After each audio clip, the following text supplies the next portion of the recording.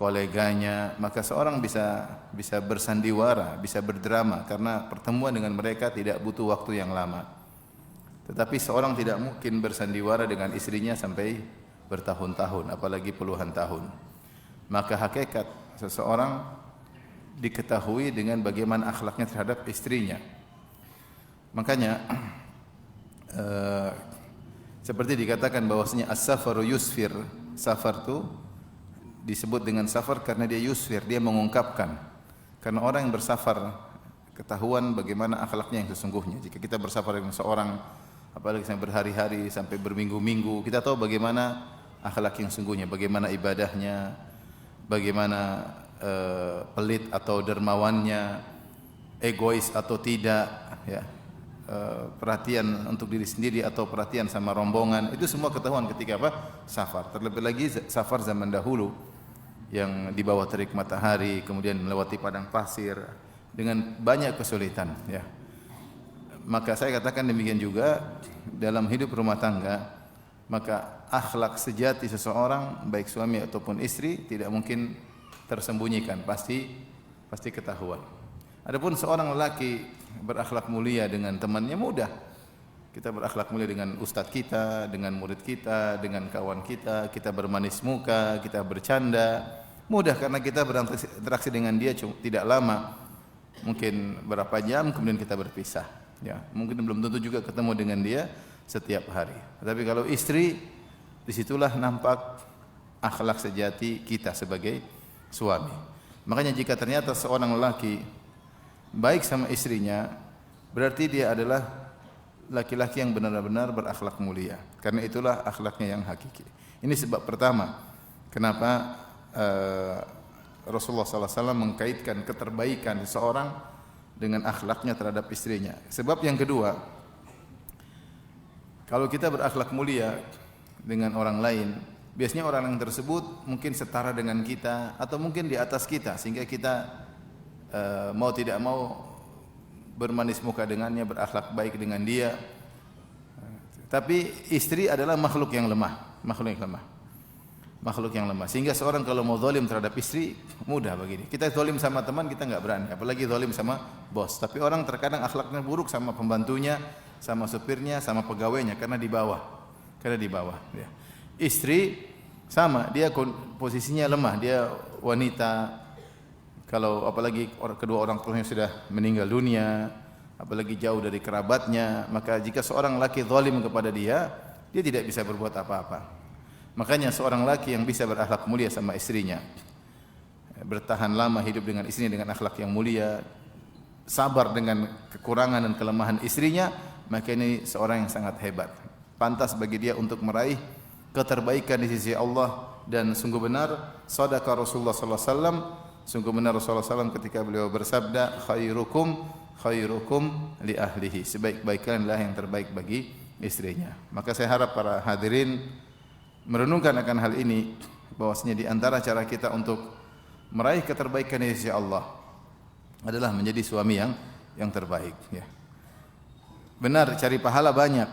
Sekarang cari pahala misalnya dengan bersedekah, kemudian membantu anak yatim, kemudian mungkin membantu orang kesusahan, mungkin umrah, mungkin haji, itu semua ladang pahala. Tapi ada ladang pahala dalam rumah, yaitu bersabar menghadapi istri, menjadi suami yang saleh, ya.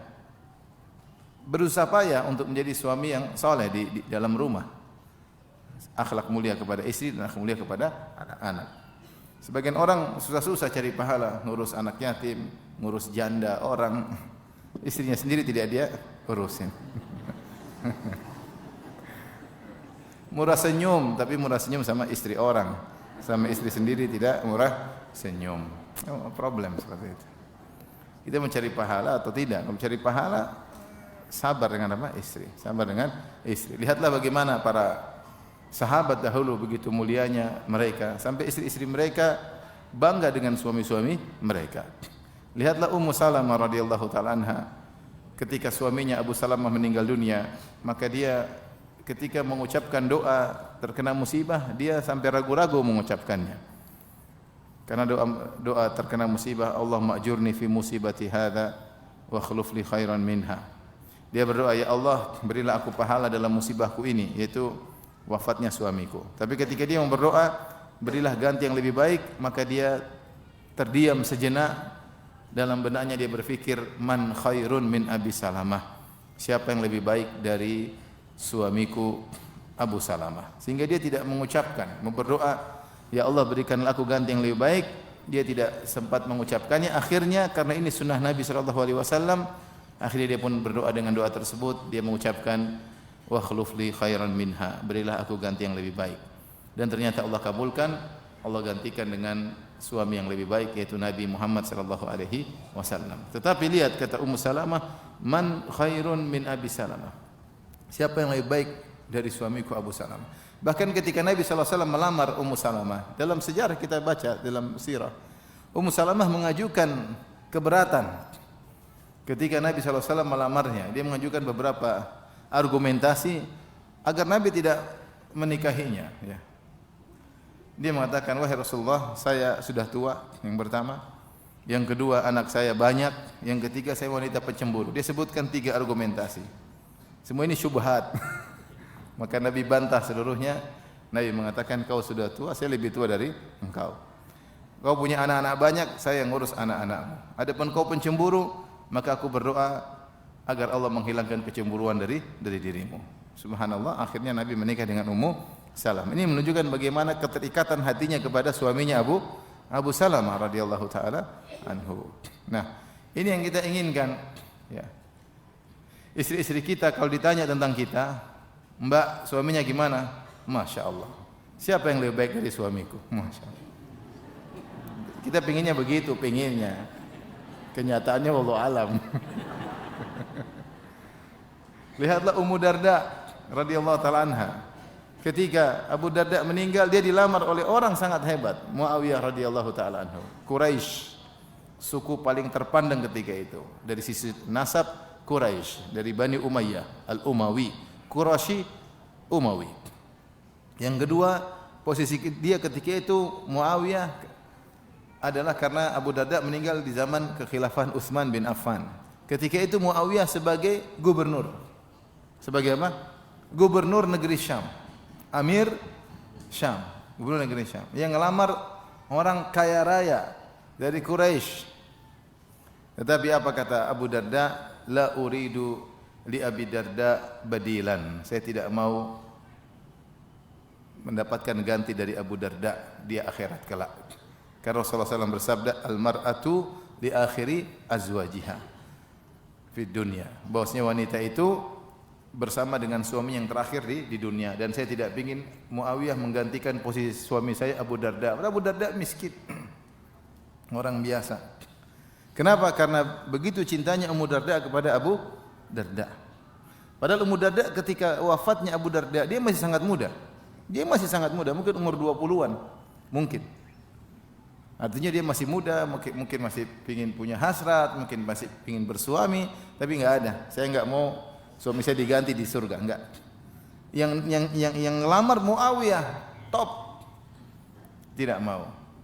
Akhirnya Muawiyah kirim surat kepada Ummu Darda, alaiki bisyam, hendaknya kau berpuasa. Kenapa? Karena Ummu Darda masih sangat apa? Muda. Bisa saja dia hasratnya bergejolak, maka Muawiyah dengan nasihatnya, hendaknya engkau berpuasa.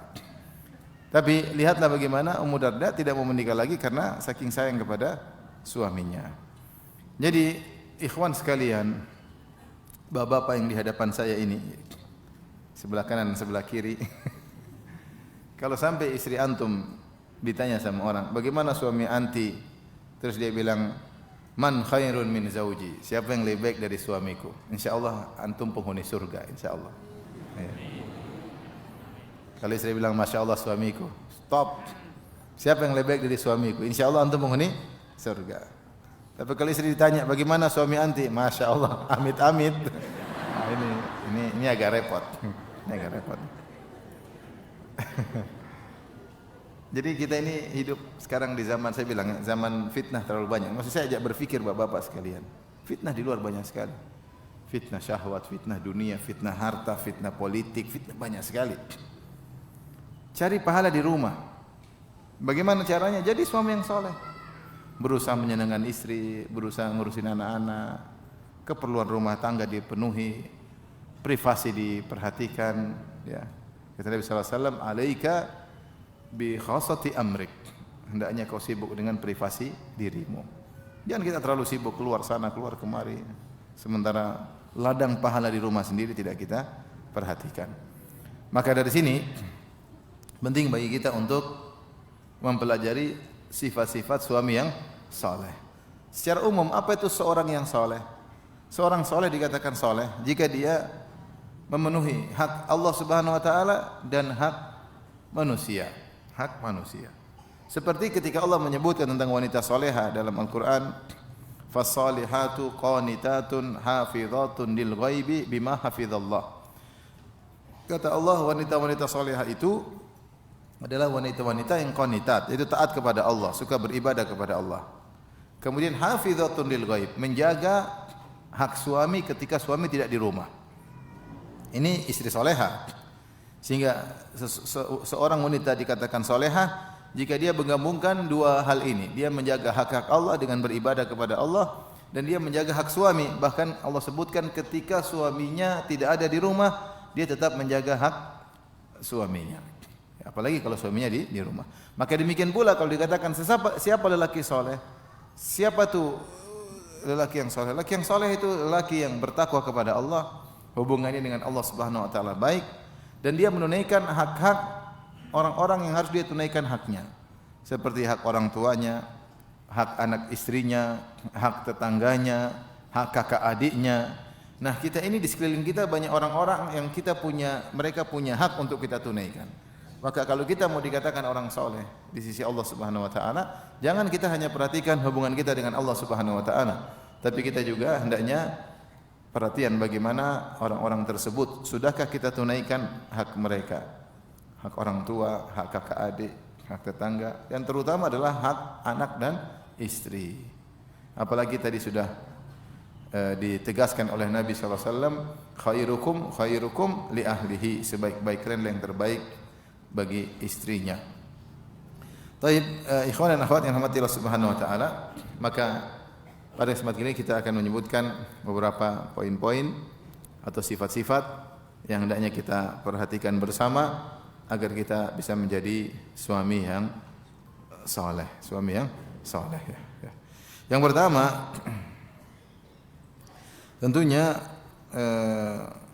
berakhlak mulia, ya, berakhlak mulia terhadap istri.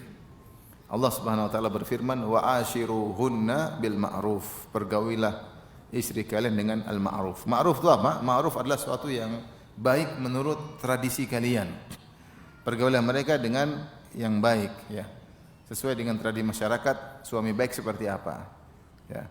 Allah tidak beri batasan tertentu. Allah tidak mengatakan harus beri nafkah sekian, harus belikan mobil ini, harus disediakan rumah model sekian, enggak. Allah mengatakan pergaulilah mereka dengan cara yang ma'ruf. Yes. Suami yang ma'ruf, suami yang model seperti kamu ini dikatakan baik sebagaimana pandangan masyarakat. Kita tahu namanya kebaikan banyak, ya. Murah senyum sama istri adalah kebaikan, tidak pelit sama istri adalah apa? Kebaikan. Mudah memaafkan istri adalah kebaikan. Bertutur kata yang lembut kepada istri adalah kebaikan. Semua akhlak yang mulia kita terapkan pada istri. Kita kalau di luar ngobrol sama teman, kita bisa hadirkan sabda Nabi, wal kalimatu thayyibatu sadaqah. Sadaqah. Kata-kata yang baik adalah sedekah. Kata Nabi sallallahu alaihi wasallam, wa ahabbul a'mali ila Allah sururun tudkhiluhu fi qalbil muslim.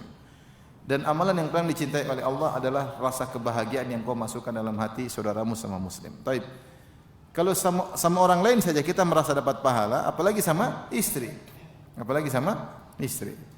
Maka seorang berusaha memilih kata-katanya ketika bercengkrama dengan istri, ketika menulis WhatsApp kepada istri, ketika telepon istri. Pilih kata-kata yang kira-kira menyenangkan istri. Jangan asal berbicara. Ketika kita milih kata-kata untuk berbicara dengan istri, kita dapat pahala. Dapat pahala. Allah Maha tahu. Ya, kalau Allah berfirman, wa qulu lin-nasi husna. Katakanlah kepada manusia, ucapkanlah dengan kata-kata yang terbaik. Ya, kalau Allah berfirman, wa qul li ibadi yaqulu allati hiya ahsan, inna syaitana yanzagu bainahum. Katakanlah kepada hamba-hambaku untuk memilih kata-kata yang terbaik di antara mereka, karena syaitan mengadu domba di antara mereka, apalagi kita dengan istri. Kalau sama teman kita pilih kata-kata, sama kolega kita pilih kata-kata, apalagi sama istri. Maka beribadahlah kepada Allah dengan memilih kata-kata yang terbaik. Ini perlu latihan, Kita mau WA mikir dulu, ini istri marah enggak ya? Kita candain, biar dia senang. Dia senang, kita dapat pahala. Kalau kita niatkan karena Allah, menyenangkan istri dapat pahala. Maka semua akhlak yang mulia, ya, yang bisa kita terapkan kepada orang lain, maka kepada istri lebih utama. Seperti contohnya memaafkan. Kita bisa memaafkan kawan kita, bisa memaafkan teman kita, bisa memaafkan guru kita, bisa memaafkan murid kita. Maka istri kita lebih utama untuk kita maafkan. Istri kita lebih utama untuk kita maafkan. Karena dia orang yang paling utama untuk kita baiki daripada yang lainnya. Ya, Rasulullah tidak pernah berkata, ya, suami yang terbaik adalah yang terbaik bagi yang lainnya. Tapi Rasulullah berkata suami yang terbaik adalah yang terbaik bagi apa? Istrinya. Ya. Maka ketika mau jadi suami yang terbaik, maka istri yang lebih utama untuk kita berakhlak mulia kepadanya. Apalagi Rasulullah SAW telah wasiatkan dalam hadis, kata Rasulullah SAW, istausu bin nisa'i khairan. Hendaknya kalian berwasiat untuk berbuat baik kepada para wanita. Istausu maknanya adalah berilah wasiat. Ada yang mengartikan istausu yaitu saling mengingatkan di antara kalian satu dengan yang lainnya. Kita sebagai lelaki ingat, gimana kau sama istrimu? Sudah dibelikan apa istrimu misalnya? Sudah umrahin belum? Kamu punya duit banyak. Sudah diajak haji belum misalnya? Saling mengingatkan. Karena terkadang kita lupa, ya. Mungkin ada istri yang soleha tidak banyak nuntut, kita lupa. Ternyata kita lupa bahwasanya kita harus berbuat baik sama istri. Maka Rasulullah SAW mengatakan istausu, itu saling mengingatkanlah di antara kalian, karena hak wanita di antara hak yang terkadang terlupakan. Istausu bin nisa'i khairan, hendaknya kalian saling mewasiatkan, saling mengingatkan untuk berbuat baik kepada istri, terutama ketika mereka melakukan kesalahan. Kita kalau ada kawan kita, istrinya salah, dia mengeluh sama kita, waduh, istri saya begini-begini. Udah ganti aja. Jangan bilang begitu. Masih banyak kembang-kembang yang bertebaran di Bekasi, masih banyak. Warna merah, jingga, ungu. Sementara kambing-kambing seperti antum jarang, ya. Kambing di antara kembang-kembang. Jangan, kita bilang sabar. Karena Rasulullah yang nyuruh untuk kita menyabarkan kawan kita ketika istrinya melakukan kesalahan. Rasulullah SAW bersabda, istausu bin nisa'i khairan fa innal mar'ata khuliqat min dhila. Saling menasihatilah di antara kalian untuk berbuat baik kepada wanita, karena wanita diciptakan dari tulang rusuk. Hawa diciptakan dari tulang rusuk apa? Adam. Dan sumber penciptaan mempengaruhi akhlak. Seperti Nabi menjelaskan, Adam alaihissalam diciptakan oleh Allah dari tanah di atas muka bumi. Allah ambil tanah dengan berbagai macam warna, Allah gabungkan jadi satu. Kemudian Allah jadikan tin, Allah ciptakan manusia. Maka tanah itu ada yang putih, ada yang hitam, ada yang coklat, ada yang keras, ada yang lembut. Sehingga sumber penciptaan mempengaruhi apa? Mempengaruhi akhlak fisik. Nah, ketika Rasulullah menjelaskan bahwasanya wanita tercipta dari tulang rusuk, ada tujuannya. Karena tulang rusuk itu bengkok. Kata Rasulullah SAW, istausu bin nisa'i khairan, saling menasihatilah kalian untuk berbuat baik kepada istri, fa innal mar'ata khuliqat min dhila, karena wanita tercipta dari tulang rusuk yang bengkok.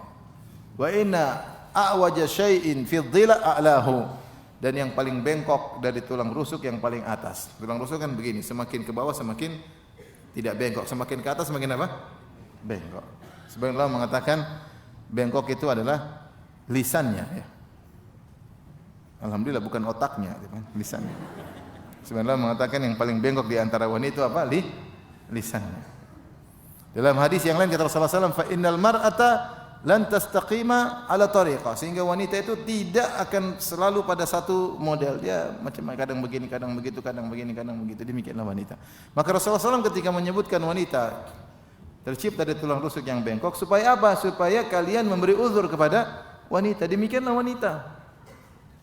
Kalau kalian punya istri gagah perkasa, enggak pernah salah, tegar, enggak pernah mewek, enggak pernah cengeng, jangan-jangan bencong itu, operasi plastik. Jangan-jangan laki-laki operasi plastik.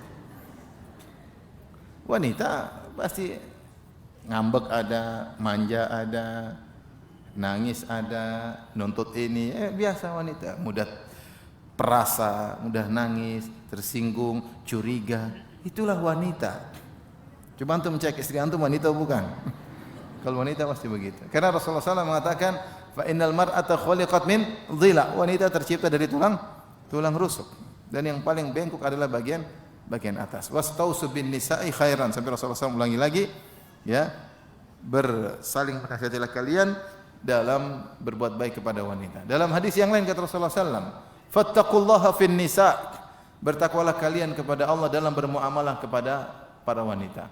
Fa innakum akhadhtumuhunna bi amanatillah wastahlaltum furujahunna bi kalimatillah. Ingat, kalian telah mengambil para wanita dengan amanah dari Allah. Jadi istri-istri itu amanah. Ya. Dalam riwayat yang lain Nabi mengatakan fa innahunna awanin indakum. Sungguhnya para wanita itu awanin, itu tawanan di rumah kalian. Kalian mau gampar, kalian mau KDRT, kalian bentak-bentak. Sebagian wanita dibentak-bentak sama suaminya, dia diam-diam aja. Dia tidak mau cerita sama ibunya, dia malu. Dia tidak mau cerita sama bapaknya, dia malu.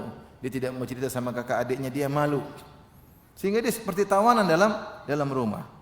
Maka Nabi ingatkan, fattaqullaha fin nisa, bertakwalah kepada kalian dalam bermuamalah kepada wanita.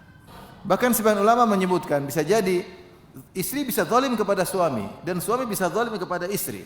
Namun dari satu sisi kezaliman suami kepada istri bisa jadi lebih besar daripada kezaliman istri kepada suami. Kalau istri zalim sama suami mudah, tinggal dicerai, tinggal ganti gampang. Tapi kalau suami berbuat zalim sama istri, istri tidak bisa berkutik, tidak berbuat apa-apa. Belagi dia sudah tua. Kalau dia minta cerai jadi janda tua, repot juga. Repot. Sama anak-anak bagaimana? Serba salah. Dia bertahan dengan seperti itu. Jadi terkadang suami yang zalim kepada istri lebih besar dosanya. Lebih besar dosanya dari sebagian sisi. Oleh karenanya ingatlah bahwasanya istri kita adalah makhluk yang lemah. Kita beri uzur padanya ya. Ingat ini pembahasan kita untuk laki-laki ya. Nanti bantahan terhadap ibu-ibu ada pembahasannya sendiri ya. Jadi antum jangan terlalu bersedih. Ini buat laki-laki, menyenangkan ibu-ibu. Ada saatnya kita habisi ibu-ibu. Saya lelaki, jangan khawatir. Sekarang ini kita sedang nyenangin mereka ya. Ada saatnya nanti kita bantah mereka. Ada saat. Tenang aja. Baik. Jadi secara umum suami yang saleh adalah suami yang berakhlak mulia kepada istrinya. Kalau dia berakhlak sama orang lain baik, maka kepada istrinya lebih utama. Kalau dia berbuat baik sama orang, dia merasa dapat pahala, dia ramah tamah sama orang, dia lemah lembut kepada tetangga, dia bisa menjamu kawannya dengan baik, dia bisa mengeluarkan uang bantu temannya, maka sama istrinya lebih utama. Lebih utama dan pahalanya lebih besar. Tapi sifat yang kedua, suami yang saleh adalah memenuhi hasrat istrinya, Wanita seperti lelaki. Lelaki punya hasrat, wanita juga punya hasrat. Sebagaimana lelaki butuh untuk menundukkan pandangan dan wanita juga butuh untuk menundukkan pandangan. Meskipun secara umum hasrat lelaki lebih bergejolak daripada hasrat wanita ya. Tetapi ketika wanita punya hasrat, maka hendaknya seorang lelaki berusaha memenuhi kebutuhan hasrat istrinya ya. Dan tidak boleh seorang karena tersibukkan dengan ibadah sehingga lupa dengan istrinya. Sebagaimana dalam hadis dalam Sahih Bukhari, kisah Salman Al-Farisi dan Abu Darda ya. Hadis yang masyhur yang saya pernah jelaskan dalam syarah hadis tersendiri, di mana Abu Darda karena saking sibuk beribadah dia lupa terhadap istrinya. Siang dia berpuasa, malam dia salat malam. Siang berpuasa, malam salat malam. Terus kapan mau berhubungan sama istrinya? Bahkan dia salat malam startnya sudah mulai sejak sepertiga malam pertama dia sudah mulai salat malam. Makanya ketika Salman Al-Farisi datang ke rumah Abu Darda, dia mendapati Ummu Darda mutabadzilah, yaitu pakai pakaian yang kurang baik, ya, bukan seperti wanita yang sedang menanti kedatangan suaminya. Maka Salman berkata, "Ma sya'nuki? Kenapa? Ada apa gerangan kau seperti itu?" Kemudian kata Ummu Darda, "Akhuka Abu Darda laisa lahu hajatun ila dunya." Suamimu, saudaramu Abu Darda tidak ada punya keperluan terhadap dunia. Artinya dia tidak perlu saya. Maka Salman pun akhirnya tidur di rumah Abu Darda dan kemudian Salman mengerti ternyata Abu Darda tidak sempat bermesraan dengan istrinya. Kenapa? Pagi atau siang puasa, malam salat malam. Akhirnya Salman Al-Farisi menasihati Abu Darda dengan berkata, "Inna li rabbika 'alaika haqqan wa li nafsika 'alaika haqqan wa li jasadika 'alaika haqqan wa li zawrika 'alaika haqqan wa li ahlika 'alaika haqqan fa'ati kulla dzi haqqin haqqah." Wahai Abu Darda, sungguhnya Allah punya hak yang harus kau tunaikan. Itu silakan kau puasa, silakan kau salat malam, tapi ingat wa li jasadika 'alaika haqqan, jasadmu juga punya hak untuk istirahat. Wa li zawrika 'alaika haqqan, tamumu juga punya hak untuk kau jamu, untuk kau hormati, untuk kau ngobrol dengan tamumu. Dan ingat wa li ahlika 'alaika haqqan, istrimu juga punya hak. Fa'ati kulladzi haqqin haqqah, maka berikanlah masing-masing haknya. Luar biasa. Islam adalah agama yang sempurna, masing-masing ada porsinya, ya. Sehingga jangan berlebihan pada satu porsi menumbalkan porsi yang lain. Ini Salman, Abu Darda ditegur oleh Salman lupa dengan istrinya karena sibuk ibadah, bukan sibuk dunia, pahamnya? Bukan karena kebanyakan cari uang, enggak. Karena sibuk agama, sibuk puasa, sibuk salat malam, lupa dengan istri, ditegur oleh Salman Al-Farisi. Bagaimana lagi dengan yang sibuk jalan-jalan ke sana kemari sama teman-temannya, safar sama teman-temannya, istrinya enggak pernah ditelepon, ya, gimana? Ini yang sibuk karena agama saja, lupa dengan istri, ditegur. Lihatlah bagaimana Umar bin Khattab radhiyallahu anhu ketika mengirim pasukan untuk berjihad. Kemudian di malam hari Umar bin Khattab berjalan, tiba-tiba mendengar seorang wanita merintih dari dalam rumah. Dia mengatakan maknanya, dia mengucapkan syair. Dia mengatakan, kalau bukan karena takut kepada Engkau ya Allah, tentu aku akan mendapati kasurku sudah bergerak. Artinya saya mungkin sudah berzina. Karena saking rindunya kepada suaminya. Maka akhirnya Umar bertanya kepada putrinya Hafsah, berapa lama wanita bisa bersabar? Maka Hafsah berkata 4 bulan. Akhirnya Umar kemudian merolling para mujahidin. Pokoknya 4 bulan sudah harus balik ke kampung. Kenapa? Untuk memperhatikan hak para istri. Ini saja jihad di rolling. Ini sibuk bukan sibuk jihad, bukan sibuk agama, bukan sibuk puasa sunnah. Ini sibuk kadang duniawi, ya. Main sana main sini, keasikan sama teman-teman, lupa sama istri, enggak pernah telepon sama istri. Saya diceritain sama Syekh Abdul Razak rahimahullah taala. Syekh bin Baz rahimahullah, beliau istri lebih dari 1. Beliau kalau tiba suatu tempat, beliau langsung telepon istrinya. Saya lagi di sini, bagaimana kabarnya? Kemudian telepon istri berikutnya lagi. Gimana? Kalau antum kan 1 aja telepon, enggak usah 2.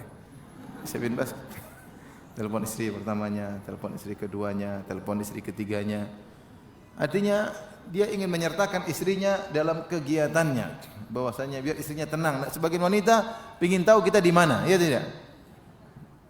Kita ingin tahu kita di mana. Sebelum dia tanya kita kasih tahu, lagi di sini, lagi di sini, lagi di sini. Syekh bin Baz istrinya tidak ada yang curiga sama dia.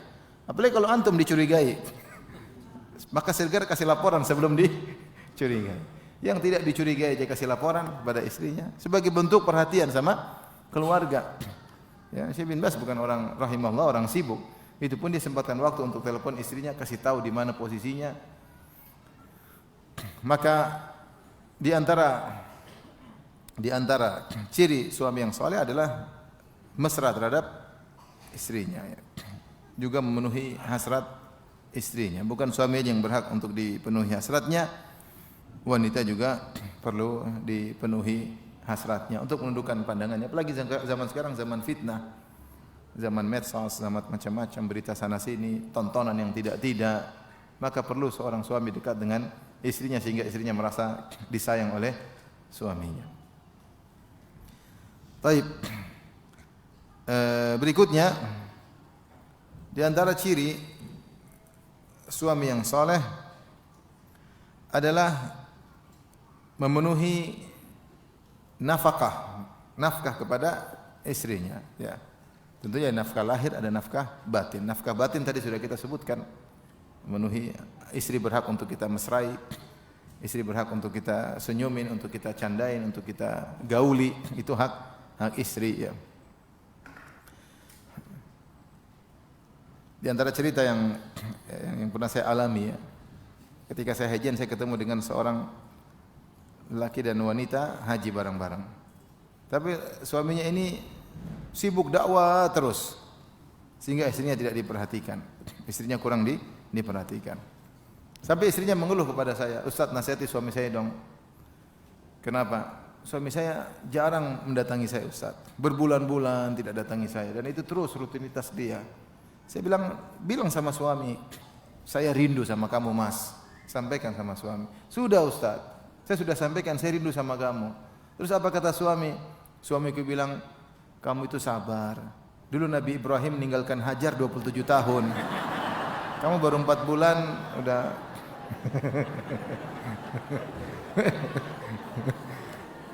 Bilang, "Saya bukan Hajar dan kamu bukan Ibrahim. Saya Juminten, kamu Paimin, tahu enggak?"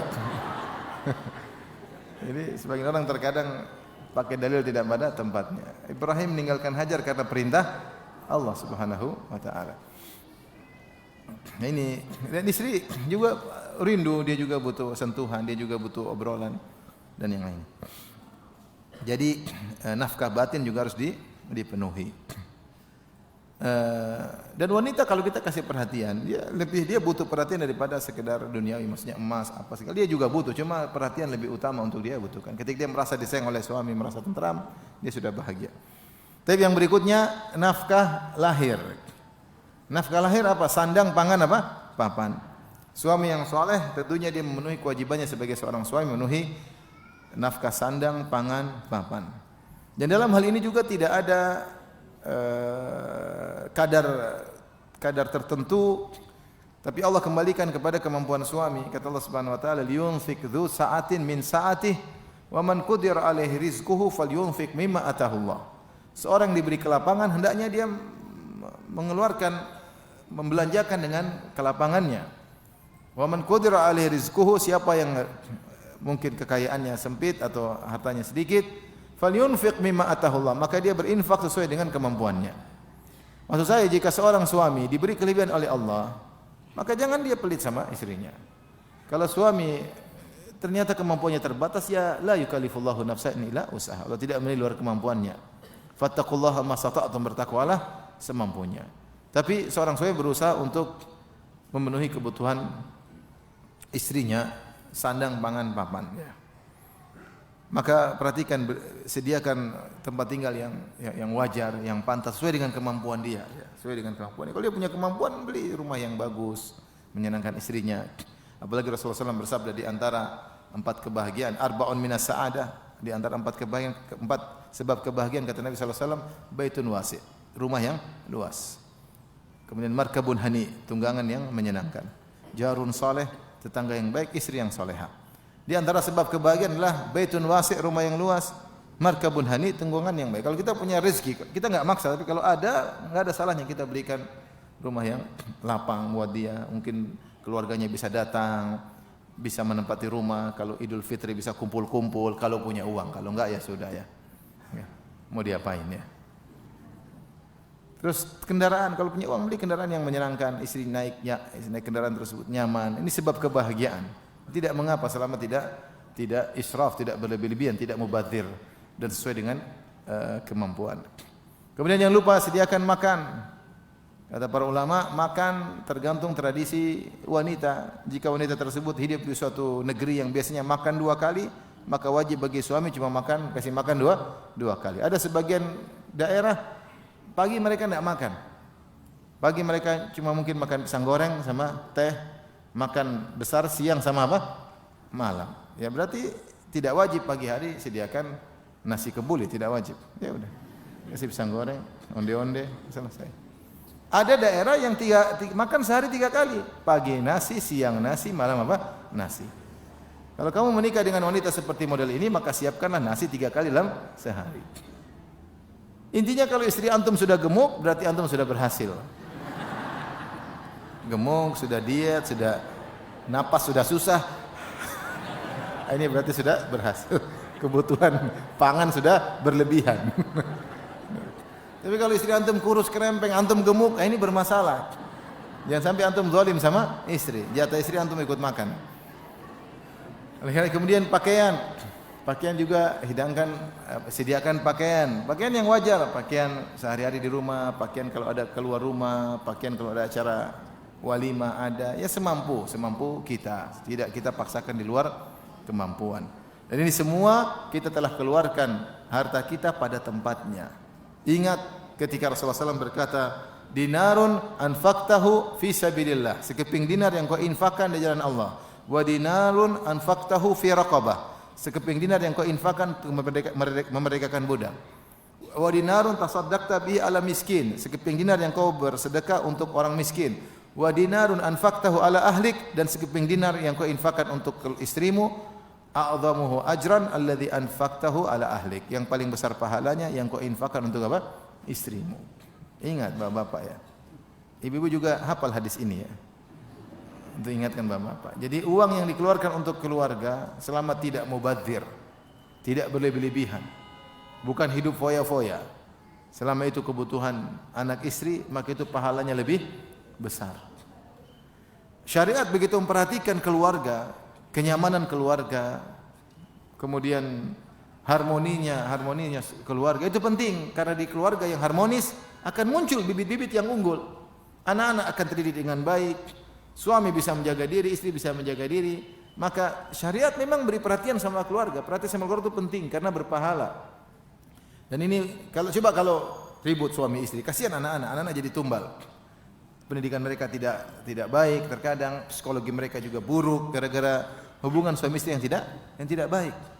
Oleh karenanya tidak mengapa kita keluarkan uang kita untuk anak istri selama dalam koridor tidak boros dan bukan untuk sombong-sombongan, menyenangkan mereka, maka dapat pahala. Karena dinar yang kita infakkan untuk anak istri kita lebih besar pahalanya daripada kita berikan kepada orang miskin, daripada kita berikan kepada yang lainnya. Baik. Jadi ini perlu kita perhatikan sehingga ketika kita berinfak kita tidak merasa tidak pelit. Kata Nabi sallallahu alaihi wasallam, "Idza anfaqa ar-rajulu ala ahlihi nafaqatan wa huwa yahtasibuha fa huwa sadaqah lahu." Kata Nabi sallallahu alaihi wasallam, jika seorang lelaki menginfakkan hartanya untuk keluarganya, yahtasibuha, dan dia berharap dapat pahala, maka itu menjadi sedekah, bernilai sedekah. Bahkan kaidah menyatakan bahwasanya ibadah yang wajib lebih afdal dari ibadah yang sunnah. Faham?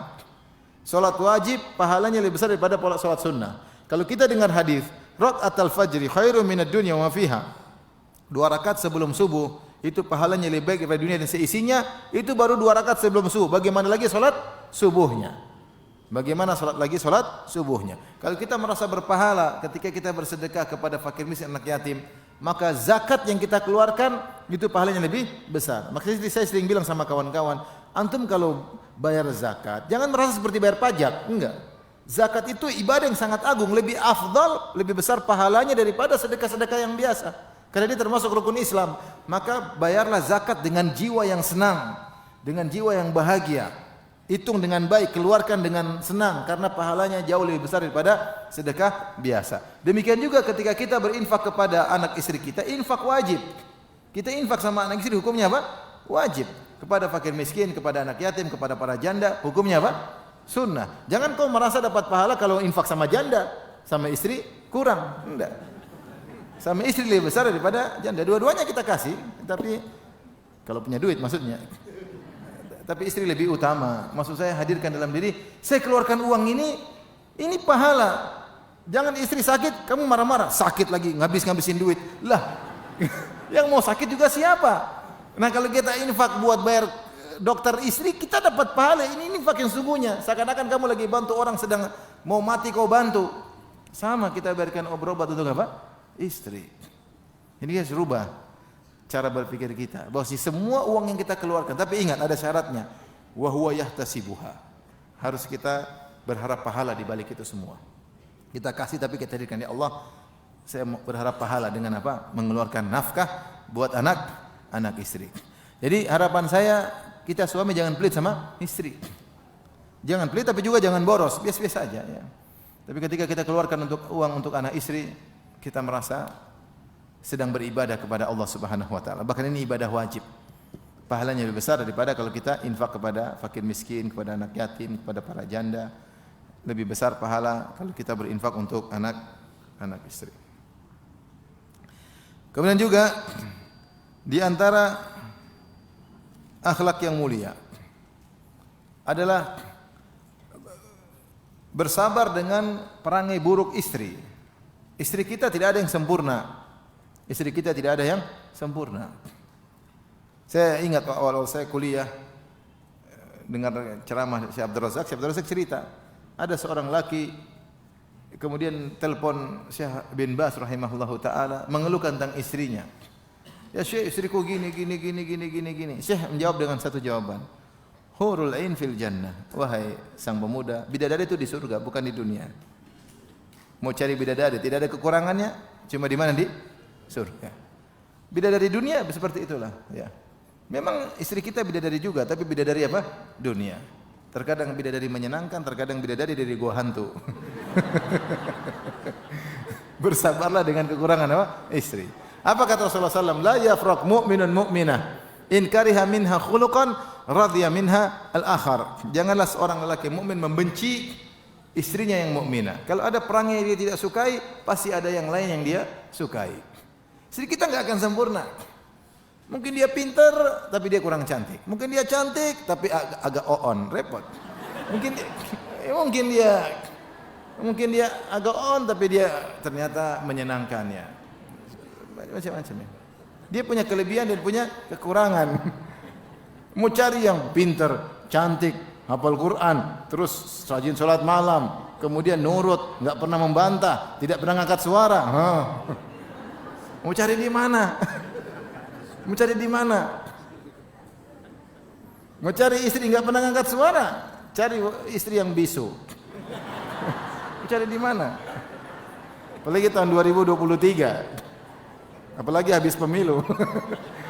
Oleh karenanya kita realistis. Dan Rasulullah sudah kasih solusi. La yafraq mu'minun mu'minah.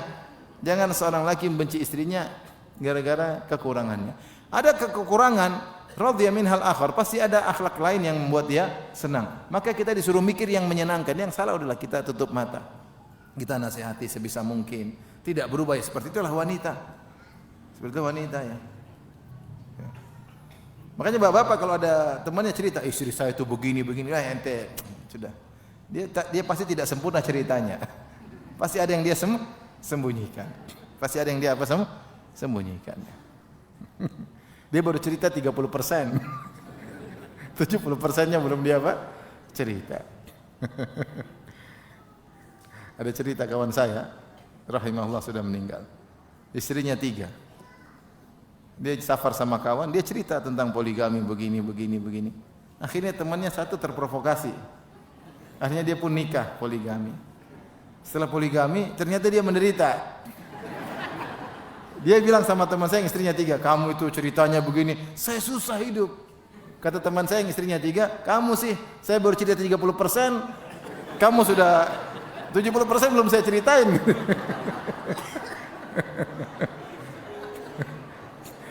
Jadi kalau ada cerita istri saya gini, semua istri pasti punya kekurangan. Tidak ada istri sempurna. Istri sempurna cuma di surga. Kapan muncul Khadijah lagi? Khadijah di zaman Nabi sudah hampir enggak ada. Yang ada Khadijah Bekasi, Kalau Khadijah Bekasi masih ada. Khadijah Cikarang, Khadijah Makassar. Tapi kalau Khadijah seperti Khadijah Rasulullah SAW ini hampir-hampir mustahil. Mungkin ada, tapi apa jarang.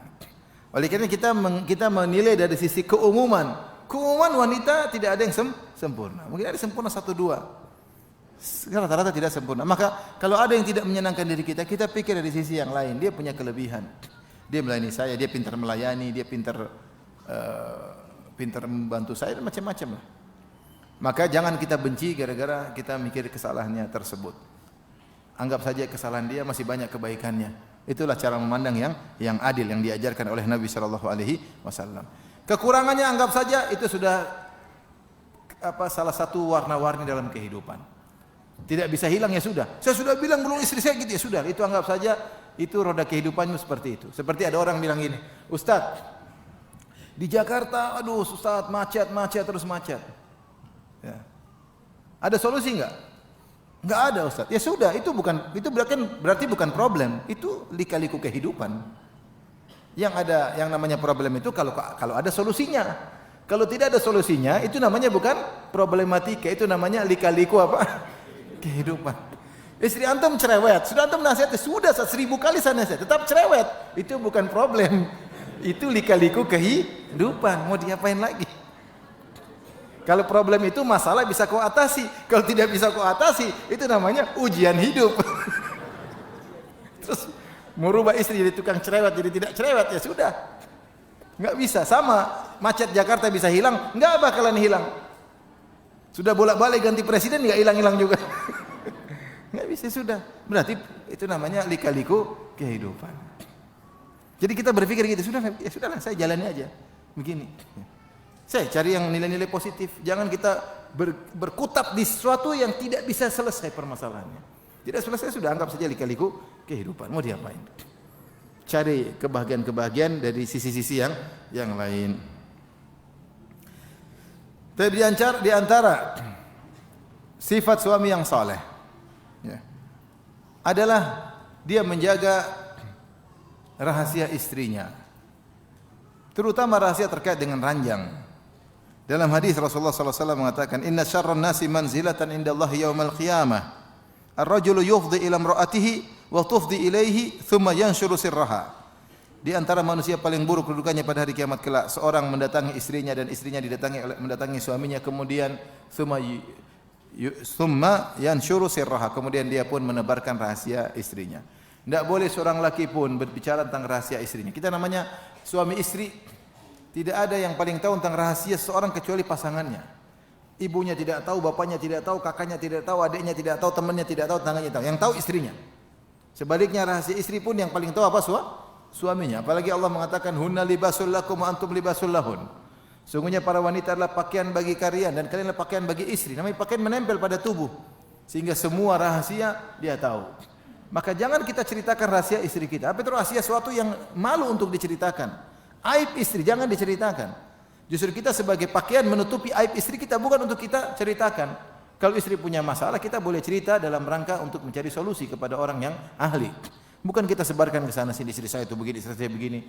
Sehingga orang terkenal istrinya buruk. Semua orang tahu orang ini istrinya apa? Buruk. Karena saking sering suaminya menceritakan kejelekan apa? Istrinya, enggak boleh. Dan di antara rahasia yang paling besar adalah rahasia ranjang.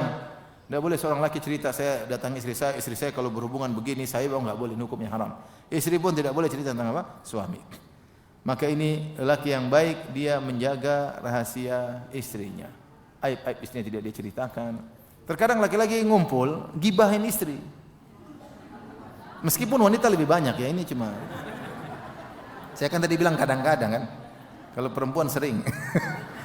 Kadang-kadang laki-laki kumpul cerita istri saya begini, istri saya begini. Janganlah. Kalau kamu mau cari solusi, bicara mungkin satu orang yang dekat.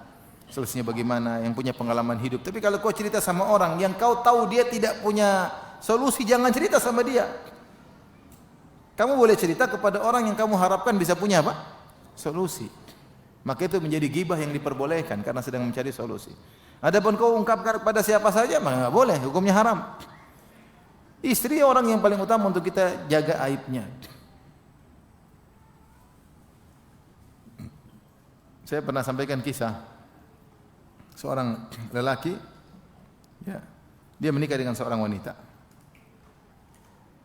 Kemudian sudah menikah, setelah menikah malam pertama, ketika suaminya mau mendekati istrinya bilang, "Ya fulan, jangan kau dekati saya sedang hamil." Ternyata dia apa? Hamil. "Tolong tutup aib saya, semoga Allah menutup aibmu." Subhanallah. Ternyata istri yang dia nikahi lagi apa? Dalam kondisi apa? Hamil. Intinya kemudian dia tetap dia bertakwa, dia tutup benar-benar aib istrinya tersebut. Terus sampai akhirnya melahirkan. Ketika melahirkan kemudian dia bawa anak tersebut, sebelum subuh dia bawa ke masjid. anak dari istri hasil zina tersebut. Dia bawa ke depan masjid. Pagi-pagi orang heboh. Orang heboh, anak siapa ini? Maka dia bilang, siapa yang mengurus anak ini? Dia bikin heboh. Orang semua, siapa yang ngurus? Sudah saya yang ngurus ya, ini biar saya yang ngurus saja anak. Padahal anak apa? Istri. Kemudian dia bawa, dia urus anak istrinya dan tidak ada yang tahu tentang apa? Hal tersebut. Dia berusaha menutup aib apa? Istri. Aib sebesar itu pun ditutup. Oleh karena seorang istri kita tidak ada yang sempurna, dia punya kekurangan. Terkadang dia terjatuh sebagaimana kita terjatuh. Terkadang dia bermaksiat sebagaimana kita bermaksiat. Ya sudahlah. Antara kita dengan Allah, semoga kita tutup aib istri kita, Allah menutup aib kita. Kita ini siapa? Dosa-dosa kita banyak. Maka jaga rahasia istri. Suatu hal yang tidak enak diceritakan, tidak usah kita ceritakan. Jaga aib istri. Ini diantara ciri suami yang saleh. Kemudian diantara sifat suami yang saleh, menjadikan istri sebagai teman diskusi dalam beberapa hal. Ya. Seperti dalam hadis Rasulullah SAW mengajak diskusi Ummu Salamah dalam kondisi yang genting ketika perjanjian Al-Hudaybiyah. Ketika Rasulullah SAW menyuruh para sahabat untuk menggagalkan umrah mereka, kemudian menyembelih hewan-hewan mereka dan mencukur rambut, para sahabat tidak ada yang mau ketika itu. Para sahabat ingin perang, tidak ada berhenti umrah. Kita maju ke dalam, masuk dalam kota Mekah, kita perang. Sampai kata Umar, ya Rasulullah, alaysa qatlana fil jannah wa qatlahum fin nar? Ya Rasulullah, bukankah kalau kita meninggal kita masuk surga? Kalau mereka mampus mereka masuk neraka? Kata Rasulullah SAW, iya. Falima nu'tid daniyata fi dinina? Ngapain kita mengalah kalau gitu ya Rasulullah? Kita perang aja. Kata Rasulullah SAW, inni Rasulullah walastu a'si. Aku utusan Allah. Aku tidak akan membangkang perintah Allah. Allah suruh saya untuk perjanjian damai. Akhirnya Rasulullah SAW menyuruh para sahabat untuk menggagalkan umrah. Fa in uhsirtum famastaisaru minal hadi. Kalau kalian gagal umrah, maka potong hewan-hewan hadiyu kalian yang sudah mereka bawa dari Madinah ke Mekah 400 kilo, 430 kilo mereka suruh potong. Tentu menyakitkan. Sahabat tidak mau potong-potong. Kenapa? Karena para sahabat berharap Nabi berubah pikiran. Karena Nabi terkadang dalam suatu kondisi berubah apa? Pikiran. Ya udah kita perang aja. Sahabat nunggu-nunggu. Kapan Nabi bilang kita perang aja? Ternyata Nabi enggak berubah pikiran. Akhirnya Nabi diskusi sama istrinya Ummu Salamah. Kata Ummu Salamah, kau keluar dari kemah, enggak usah ngomong sama siapapun, cukur rambutmu, potong sembelihanmu. Ketika Rasulullah SAW akhirnya panggil tukang cukurnya, dipotong rambutnya, Rasulullah nyembelih ontanya, maka sahabat tahu Rasulullah SAW tidak akan berubah apa? Pikiran, maka mereka semuanya akhirnya cukur rambut. Ini ide dari siapa? Dari Ummu Salamah. Benar, mungkin kita lebih cerdas dari istri kita, benar mungkin. Mungkin secara IQ kita lebih tinggi. Mungkin waktu sekolah kita ranking 1, istri kita ranking 20, mungkin. Mungkin atau sebaliknya dia ranking 1, kita ranking 25. Tapi ada hal-hal yang istri punya pandangan yang jitu terkadang, yang kita terkadang tidak lihat. Maka tidak ada salahnya kita diskusi sama istri. Tidak ada salahnya. Karena dia orang yang paling sayang sama kita. Dia yang paling memberi nasihat yang terbaik bagi kita. Bahkan dia mungkin lebih sayang kepada kita daripada diri kita sendiri. Dan dia lebih membela diri kita daripada diri kita sendiri. Buktinya apa? Buktinya ketika Nabi SAW bersama Aisyah. Ada orang-orang Yahudi. Kemudian mengatakan Assam alaik. Salam, lamnya dihilangin. Jadi Assam alaik ini mampus kau Muhammad. Maknanya demikian. Maka Rasulullah SAW balas. Wa'alaikum, kalian juga mampus. Maka Aisyah tidak terima. Aisyah, wa'alaikumussalam, kalian yang mampus. Wahai saudara-saudara babi-babi dan monyet-monyet. Terlaknat oleh Allah Subhanahu wa taala, yang dimurkai oleh Allah. Oh, Aisyah kasih gelaran banyak sama Yahudi. Rasulullah tegur. Ya Aisyah, alaiki birrifq, lembut. Kata Aisyah, tidak kau dengar apa yang mereka ucapkan? Saya dengar. Dan saya sudah jawab, alaikum. Maksud saya, Aisyah lebih semangat membela suaminya daripada suaminya sendiri. Jadi wanita kalau dia ngobrol sama kita, dia sangat sayang sama kita, dia akan berikan nasihat yang terbaik yang dia mampu. Ya, mungkin kalau orang kasih nasihat sama kita, dia ada pertimbangan nih, pertimbangan kemaslahatan dia. Terkadang cara ini ada yang kemaslahatan dia, maka dia mendepankan kemaslahatan diri. Kalau istri enggak, dia untuk suami. Oleh karenanya dalam hal-hal tertentu kita terkadang butuh diskusi sama istri. Enggak ada masalah. Tidak semua permasalahan ya.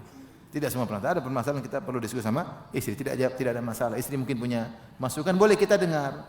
Kita terima enggak terima urusan belakangan ya. Kita boleh pertimbangkan. Tapi menurut kamu bagaimana? Mungkin dikasih masukan. Sebagaimana Nabi SAW minta masukan dari Ummu Salamah radhiyallahu taala anha. Taib. Di antara sifat suami yang soleh adalah membantu kegiatan istrinya di rumah, ya.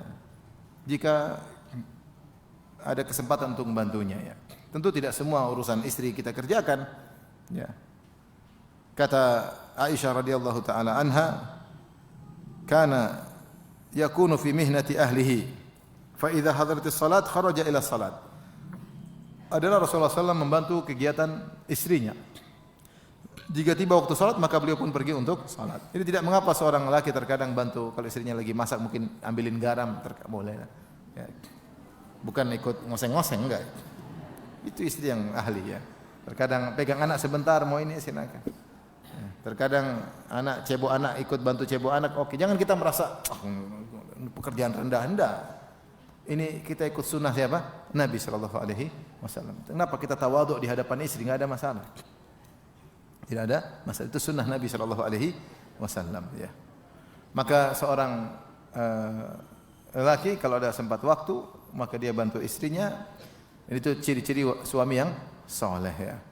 Sambil tetap tidak meninggalkan ketaatan kepada Allah. Makanya Nabi sallallahu alaihi wasallam ketika membantu istrinya, tiba adzan dia tinggalkan semuanya karena dia harus memenuhi panggilan Allah Subhanahu wa taala. Baik. Masih ada waktu? Masih ada waktu, sudah selesai? Masih ada. Baik, kita lanjutkan.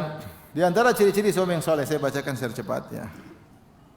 Suami yang saleh adalah suami yang mandiri dalam menjalani kehidupan rumah tangganya, tidak bergantung dan tidak bertumbuh kepada kedua orang tuanya, apalagi kepada kawannya. Suami yang saleh, suami yang bisa mengambil keputusan dalam mengidarah, dalam memanage rumah tangganya. Maka seorang berusaha untuk istiqlal, untuk mandiri ketika ngurusi rumah tangganya. Dia boleh diskusi, tapi jangan dia diatur, diintervensi oleh keluarganya. Suami yang baik seperti itu. Ya. Demikianlah sunnah yang dikerjakan oleh para sahabat, masing-masing menjalani rumah tangga mereka masing-masing. Dari luar hanyalah masukan, bukan intervensi. Kapan kita selalu tergantung pada keputusan bapak, keputusan ibu, keputusan kawan, keputusan adik, kita bukan suami yang baik. Suami yang baik dia punya keputusan sendiri. Dia bisa menjalani kehidupan rumah tangganya dan kalau perlu yang lain tidak tahu urusan dia. Dia bisa menjalani, dia punya kepercayaan diri dengan bersandar kepada Allah, maka dia ikuti sunnah-sunnah Nabi, tidak bergantung kepada kedua orang tuanya. Ini suami yang saleh. Tidak seperti sebagian orang sedikit-sedikit apa kata ibunya, sedikit kata bapaknya, sedikit-sedikit lapor kepada ibunya, istri saya begini-begini, sedikit lapor kepada bapaknya. Ini suami apa seperti ini? Ini suami memble. Suami apa? Memble. Suami yang benar, dia punya kemampuan untuk memanage rumah tangganya, ya. Sesekali ada masukan, boleh. Tapi asalnya dia seorang lelaki yang bisa mengurus rumah tangganya sendiri. Kemudian suami yang saleh adalah suami yang menyempatkan waktu untuk ngobrol dengan istrinya. Istrinya dijadikan sebagai kawan dekatnya, kawan ngobrol. Itulah lelaki yang bahagia. Saya sering sampaikan dalam kajian saya. Lelaki yang bahagia adalah lelaki yang bisa nyaman di rumahnya. Bagaimana dia bisa nyaman dengan rumahnya? Ketika dia menjadikan istrinya sebagai teman ngobrolnya. Rasulullah SAW sebelum tidur ngobrol. Sebagaimana kata Ibnu Abbas radhiyallahu anhu, bitu inda khalati Maimunata fatahaddatsa Nabi sallallahu alaihi wasallam ahli sa'atan thumma raqada. Aku menginap di rumah bibiku Maimunah, istri Nabi sallallahu alaihi wasallam, dan aku mendengar Rasulullah SAW ngobrol sama istrinya beberapa waktu, kemudian Rasulullah SAW kemudian tidur. Ada waktu kita ngobrol sama istri, terutama waktu-waktu tadi menjelang tidur. Ngobrol, semua masing-masing penat. Lelaki pulang dari kerjaan penat, istri juga mungkin capek ngurusin anak. Ada waktunya santai, rileks, ngobrol. Jadikanlah istri kita sebagai teman ngobrol sehingga kalau kita di luar rumah kita ingin cepat pulang. Bukan betah di luar rumah. Lelaki yang betah di luar rumah itu lelaki yang menderita. Benar. Bapak betah sama teman, maunya sama teman melulu. Di rumah enggak betah, berarti dia menderita. Seakan-akan kalau pulang ketemu macan di rumah. Ya. Tapi dia di luar rumah. Di rumah pingin pulang. Kapan di rumah pingin apa? Pulang. Berarti dia nyaman dengan istrinya. Nah, bagaimana kita bisa menimbulkan kenyamanan ini dengan kita jadikan istri kita teman apa? Ngobrol, teman ngobrol, asyik, saling menghormati, saling menghargai, bercanda, bercumbu dan yang lainnya.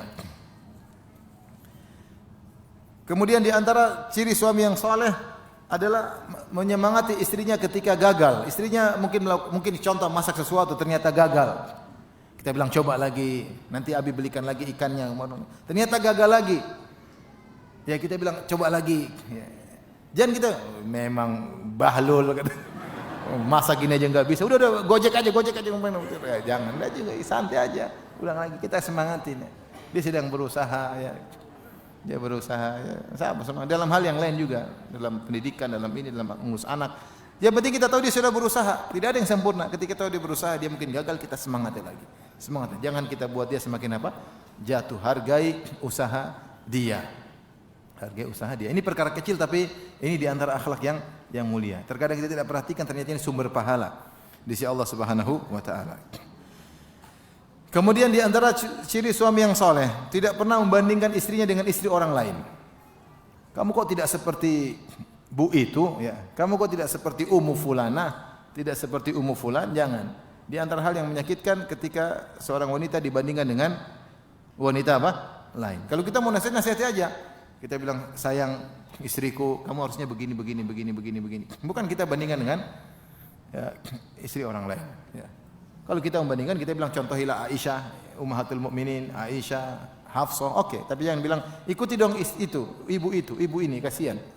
Dia merasa terpukul, maka kita jangan bandingkan istri kita dengan wanita lain. Apalagi kita memuji kecantikan orang wanita lain di hadapan istri kita. Ini haram. Tidak boleh. Kalau kita lihat perempuan cantik, diam aja, telan aja, nggak usah cerita sama istri. Kalau istri kita bilang, Abi, saya sama dia cantikan mana? Nah, kita bilang cantikan kamu lah. Apakah ada keraguan dalam hal itu? Meskipun kita bohong, nggak ada masalah. Itu bohong yang bermanfaat. Dan kita bilang, aduh, gimana Bu ya? Gimana ya? Memang ibu cantik, tapi dia lebih cantik. Wah, itu musibah itu. Itu masalah besar. Katanya cantikan saya atau dia? Cantikan kamu lah. Kalau lampu mati dalam hati.